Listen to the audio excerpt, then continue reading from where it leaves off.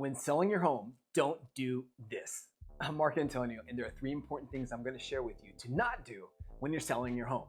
You see, it can be very emotional when you're selling your home because of all the moments, memories, and experiences that we've had in it. And many times, we're thinking about the next home or place that we're going to and the future that we're going to be creating when we get there. So it's important to be mindful during the times of high emotion because unfortunately, many times when emotion is high, logic is low. With that said, we want to make sure we get the highest net proceeds in the shortest time. So when you're selling your home, don't do this. Number 1, don't ask too much for your home. Don't overprice your home. When it's a seller's market, it's easy to get overly confident and overprice our home, thinking that the forces of supply and demand will play out in our favor and we'll easily get the asking price. But let's not forget, if we do overprice our home and the buyer agrees, if they're financing, their financial institution, their bank, is going to want an appraisal to determine the fair value for the home. And obviously, if you've overvalued or overpriced it, the bank isn't going to lend more than what the house is really worth. And you might be forced to renegotiate the selling price after the fact. To set the true value of your home, follow the lead of a real estate professional so you get it right the first time and you can save time, aggravation, and stress.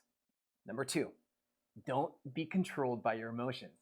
The longer we live in a home, the more emotional it can be because of, like we mentioned earlier, all the memories that we've had in the home. Those memories can range from seeing your child take his or her first steps in the living room to maybe remembering the last dinner we shared with a loved one that's unfortunately no longer with us.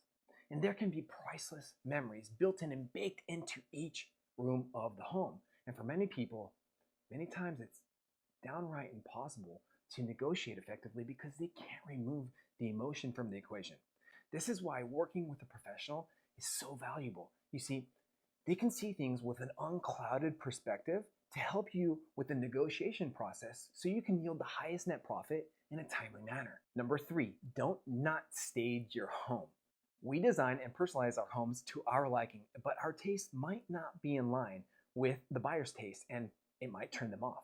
This is why it's imperative that the design and decor of our home is staged to be buyer-centric. We have to assume, unfortunately, that the buyer doesn't have any imagination and we need to help them visualize themselves in the environment so they can feel at home. And it's very difficult to do that if you have your pictures or decorations throughout the house.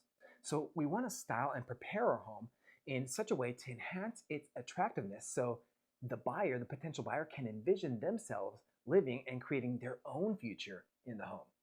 And a true real estate professional can hold your hand, give you the guidance, and point you in the right direction to help you do that. The bottom line is, if you're considering selling your home, make sure you do your homework and at a minimum, get the counsel of a real estate professional so they can guide you through the process and remove any unnecessary stress from the situation. Thanks for watching. If you like information like this, please subscribe to the channel.